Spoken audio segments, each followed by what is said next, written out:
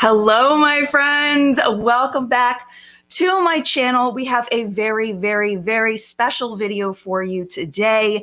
We have the Dr. Namandjé Bumpus here to talk about the fantastic work that she is doing over at the FDA, helping us all to be safer. So I'm going to go ahead and pull on Dr. Bumpus. Dr. Bumpus, thank you so much for being here.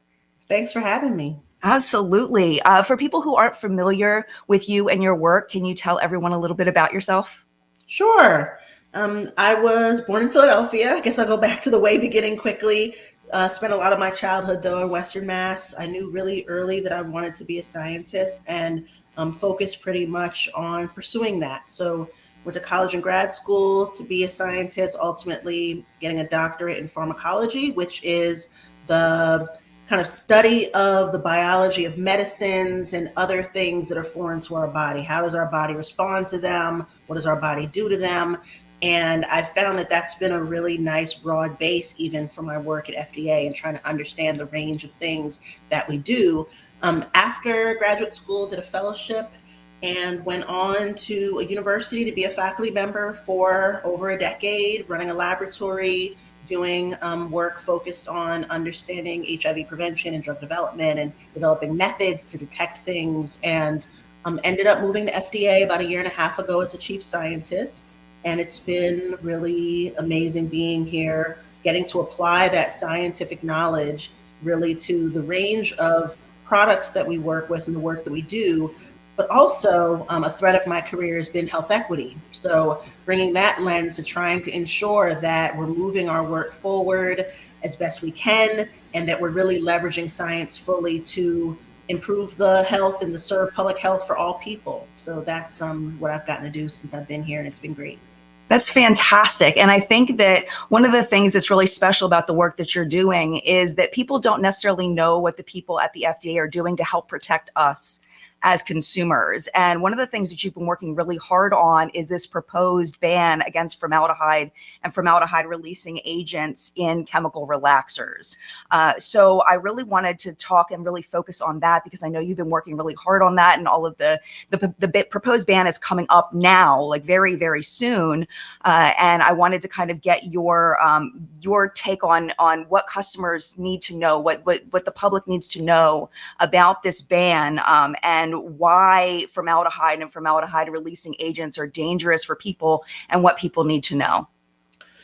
Yes, so we've been focusing this work on hair smoothers and hair straighteners, and we issued a notice of the proposed rule. It was entered in the Unified Agenda, and the Unified Agenda essentially is a list of actions that agencies plan to issue in the future. So we've not issued a proposed rule yet for the ban, but we have kind of given notice that this is something that we plan to issue and that we're working on. So in general, a proposed rule then explains what the FDA intends to do or to require, as well as our basis for it.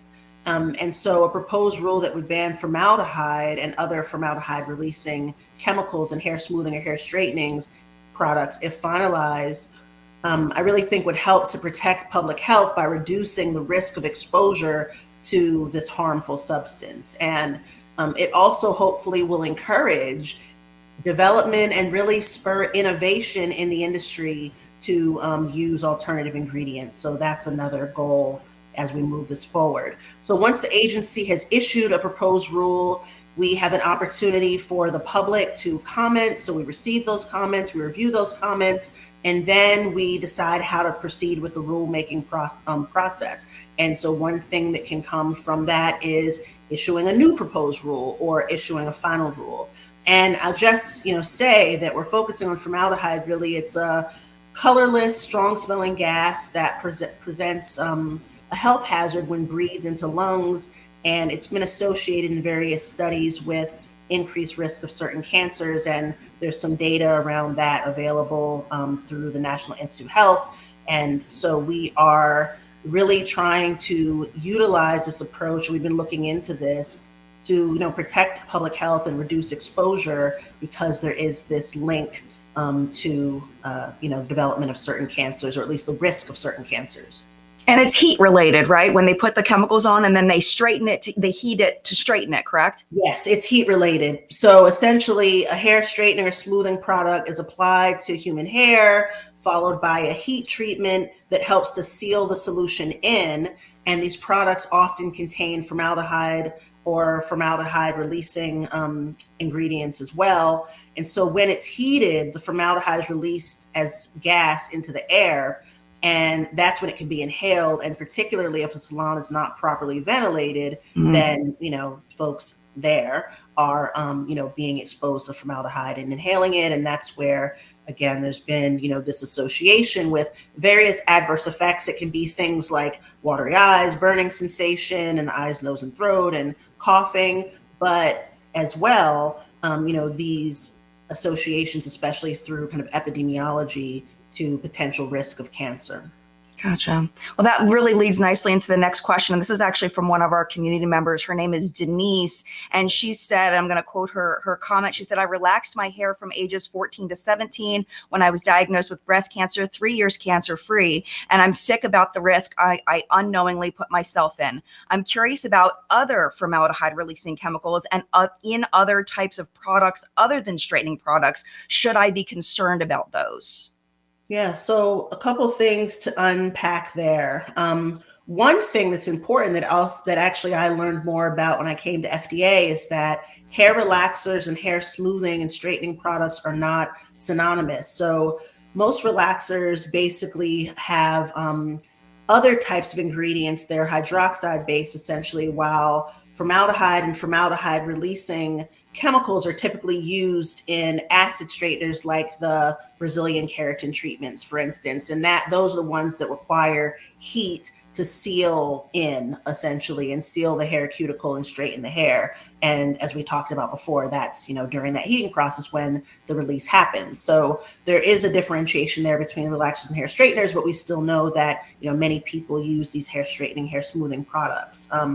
As far as formaldehyde in other products, it is present, for instance, in nail polish as well as many other cosmetics. It's, a chemical that's used as a preservative in a lot of different contexts, even beyond cosmetics. But essentially, we're looking at, data and where the risks are shown. That heating step is really important as far as that release, and that's where the association really has been shown, at least in the cosmetic space, with potential risk of cancer and that link there.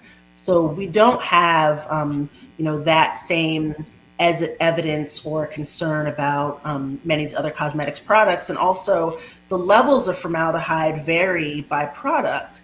And so, for instance, in the hair straighteners, hair smoothers, they can be at much higher levels than you might see them in other cosmetic products. So there are differences there as far as the heating being important and levels. But again, formaldehyde is a preservative that's used in many different contexts.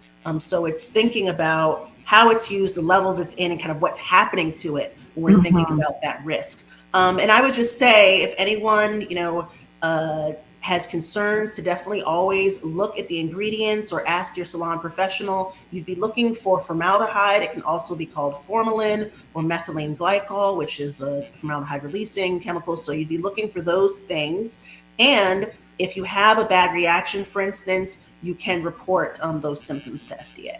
Great. Thank you so much for that. Really appreciate that. I think that added a lot of clarity. I do want to build on that just a little bit. Specific questions about the home relaxers like Dark and Lovely. And then you touched on a little bit about the Brazilian blowout and the keratin treatments. If the ban does go in effect, would it affect those products as well? So it would only affect products that have formaldehyde or those formaldehyde releasing chemicals. So the hair straighteners, hair smoothers, as I mentioned, relaxers tend to have other ingredients. So the important thing is going to be, people looking at those ingredients, talking to the salon professional and understanding what's there. But we would be, if this moved forward, it would be focused specifically on those chemicals, not specific products, but those chemicals. And Okay. it's in the hair straighteners and hair smoothers that their focus would be, because that's where they're present. Gotcha. That makes a lot of sense. I did have a question from someone that is an industrial hygienist, and she wanted to know if the FDA is going to be setting any exposure limits for hairstyling salons to protect the stylists. So as far as exposure and workplace safety, that's regulated by OSHA. That makes So sense. yeah, so OSHA and salons also are subject to, state and local authorities. So that really happens in that context. The FDA, we're responsible for the cosmetics products. So again, thinking about formaldehyde, but as we're looking at data, we certainly are, thinking through as that formaldehyde is released, how it affects anyone exposed to it potentially. So it is something as far as a cosmetic product that we're definitely aware of, but OSHA is really the regulator in that space as far as workplace safety. That makes perfect sense. I didn't even think about that. And when you don't live in the regulatory world, it's like, oh yeah, well, of course. So this question came from a user named BK Milla, and it's a kind of a two-part question. And she wanted to know what the public, you were talking about the public has a chance to comment on the ban, to give feedback. She wanted to know what the public can do to support the ban on the formaldehyde and formaldehyde releasers in relaxers. And also, is there a plan to, and this kind of builds on what we were talking about, how different cosmetic products, to ban formaldehyde in nail polish specifically, since they are inhaling it in the nail salons. Mm-hmm.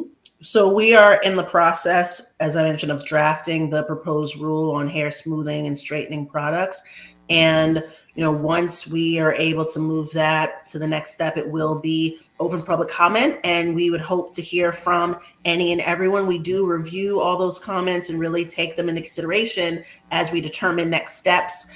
And, we can see more on the FDA website kind of about our whole rulemaking process, but the public comment period is important. So we hope that folks will, provide their comments there.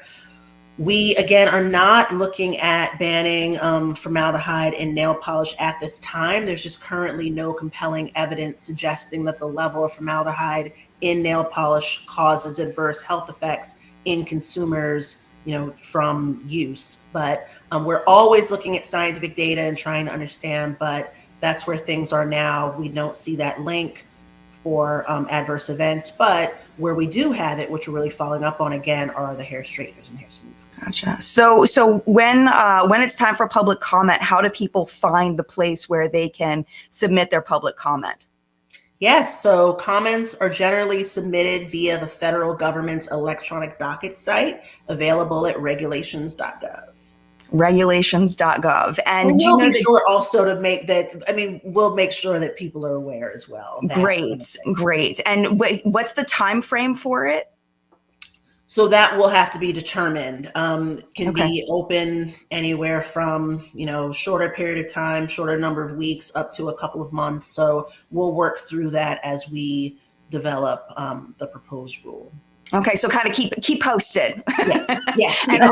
Following it. For people watching, I'm going to keep following it. I will make sure to let everybody know. I will make sure to put links so that people can find it easily. I'll make sure that anybody watching this video, I'll keep it updated.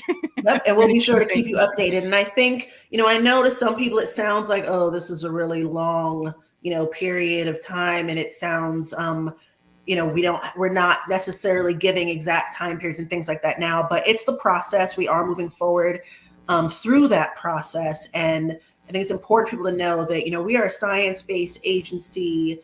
I love being chief scientist. I really get to see that. And we are always looking at data as it becomes available around these things. And we move on things as we can based on the science 100%. And this is something that with the evidence out there that is very important to us. And I just want people to understand that it is something that really is very important to us. And it's a priority for me and, my team and for others. Yeah. And I think that, the more we're on social media, the more we see people not using science in order to, tell people about, different benefits or harms. So I think it's really reassuring to know that the FDA really is focusing on science-based, evidence-based realities in order to move forward, rather than, well, this may and this could, like we see across the internet. Yep, we center the science. That's what we lead with, and Love that. like I said, that's a big part of my job here, and that's really the part that I love. And it is much appreciated. So thank you so much for that. Um, Adriana and I had a little bit of a conversation back and forth when I talked about you were going to come on for the interview, and she was, in short, she was like, well, what took so long for this to happen? If we had the evidence that formaldehyde releasing chemicals were dangerous for people, what she wanted to know, why are we just banning them now if the FDA has known about this for a very long time? And this is considering, like you said, you've only been with the FDA for a year and a half. So, what took so long for this to go to the front? Yeah, things can take time. It's been important to the FDA for a while, certainly. And I think over time, we've also seen, more and more scientific data and really an abundance of data with that, clarifying that link, at least through, like I said, epidemiological studies, for instance, with hair straightening, hair smoothing, and, health risks. So it's been, on our list and radar, and something that we've been paying attention to the data, and we're at a point where we're able to really focus on moving this forward, and I'm excited about that. That's fantastic. And I would imagine the people in charge can kind of push priorities through as well. When you see something and you're the one that's in charge and you see something that's important, like, oh, we really need to make sure that this is at the front.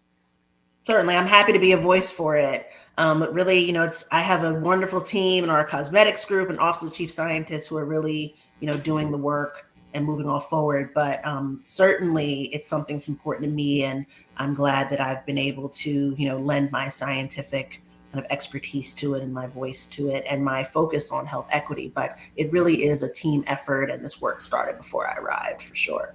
Fantastic. And another thing that was kind of a similar but different to the topic is that, we hear across the internet, this is something you hear a lot about the FDA, and what the FDA is criticized for is, that the EU has a bunch of regulations and they have these thousands and thousands and thousands of banned ingredients. But then they say, well, the FDA is so behind on the number of banned ingredients. We've talked about this a little bit on the channel about why that is, but I think it would be great to hear that from you. The question specifically was why the FDA has not banned as many ingredients as the EU has. Mm-hmm. Well, cosmetics are regulated under a different framework in the EU, than in the US. And on our website at FDA, we kind of describe our authority over cosmetics. And I think one important thing for people to know and understand is that we do not pre-approve, we don't approve cosmetics, but they are FDA regulated. And actually, we have really new authorities around cosmetics regulation through MOCRA, the Modernization of Cosmetics Regulation Act, that it'd be great to talk with you about sometime, because I do think our ability to regulate cosmetics in the US is really enhancing, and we are excited to be able to roll this out. Just to give a couple of things about it. So with MOCRA, for instance, we've developed a registration and listing system where we will now get information about manufacturing facilities, where they're located, and contact information, and also product listings and ingredient listings. That's something that we were not able to get really on the type of basis and scope that we're getting them now, because through MOCRA, it's something that an authority that we have. Previously, we could get that information voluntarily, but we know that we weren't capturing a majority of the industry. So really, for the first time over the coming months, years, we'll have an understanding of the scope of the products and ingredients that are on the market. And that will position us, I think, to really look at the science and understand what's out there, what's the kind of frequency that we're seeing certain ingredients, et cetera. So we have new authorities, I think, will move us towards being able to really expand, our impact and application of science and cosmetics. Really interested in doing that, and we've been working hard to move it forward. I think it's important also just to make sure that people, know. I think we know that, in the U.S., federal laws are enacted by Congress, but in order to make the laws work on a day-to-day level, Congress authorizes certain government agencies, such as FDA, to create regulations but a change in our regulatory authority, for instance, over cosmetics requires Congress, to change the law around cosmetics. So again, we do have new authorities, but we work within a framework. And I think that that's just something that's important for people to realize. But with these new authorities we are going to get to do a lot more as far as understanding the science of cosmetics. And I'm really excited about that work at the agency. I'm excited about MOCRA as well, just how much more information we're going to have. Because before then, cosmetics, for people that don't know, cosmetics, the FDA has no control. A product can just be released and the FDA doesn't know what's being released. And please correct me if I'm wrong, Dr. Bumpus, the FDA doesn't know about individual products, but now the companies are going to have to submit to the FDA their ingredient lists to make sure the FDA can kind of oversee what is going on with the ingredient lists. Yes, we will know what the products are. We'll know about the ingredients. We'll know where they're being manufactured. And that's going to give us so much more data that we can leverage to understand. And even, as we learn about the science of ingredient, we'll know what the prevalence of it is, how often it's being used, what types of cosmetics are really in. That's going to inform us a lot in our decision making. So I tell people, we're working hard on it at FDA. It's important to us. We have these new authorities. Stay tuned. I think that you will continue to see just more and more of us, talking about the science there and just working to try to really advance public health through, cosmetics regulation is one of the angles, one of the arms. So when MOCRA goes through, are there any specific ingredients that you are really interested in looking more into? It's the way you've looked into formaldehyde and formaldehyde releasing agents. Is there another or any other ingredients that are kind of on the top of your mind that you'd like to learn more about? So MOCRA has gone through, we're working on, implementing the various components of it. So we've actually launched our registration and listing system. So I don't have necessarily things in mind, but I am really interested as we're seeing entries into that system again, understanding more about what the ingredients are. And as we see, things that are prevalent or being widely used, just learning more about that science. And that's, partnering with the industry, working on them. And also people should know, we do science at FDA. We have laboratories and scientists, people don't realize, who are doing original work to really advance our understanding of the products that we regulate and various things. So we have the opportunity as well, as we have things we need to understand, to even do some of that work at the agency that's very focused and specific on helping us make our decisions based on science and scientific data. That's fantastic. And I really love, this human connection that that people can get to the FDA through interviews like this one. One thing I was talking to the gentleman before you came on about was that, we as consumers can feel very disconnected from the FDA.